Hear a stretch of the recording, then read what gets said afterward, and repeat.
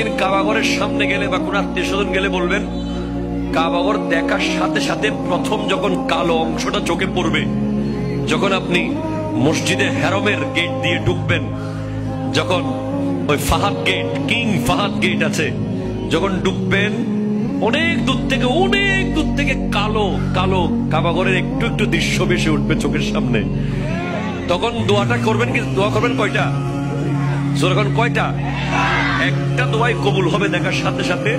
কাবা ঘর দেখার সাথে সাথে প্রথম যে দোয়াটা করবেন ওটা কবুল করবেন কে?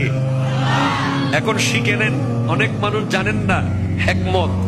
আপনি একটা দোয়া করবেন, একটাই শেষ, একটা সুযোগ পাবেন আপনি, কিন্তু আপনি এমন এক দোয়া করবেন যেন যতদিন ওখানে থাকেন প্রত্যেক দোয়া কবুল হয়ে যায়।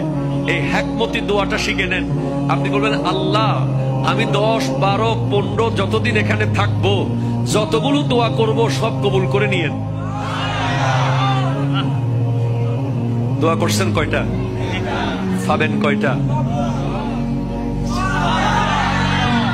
কাবা, কাবে কি রৌনক, কাবে কা মঞ্জর, আল্লাহু আকবার, আল্লাহু আকবার।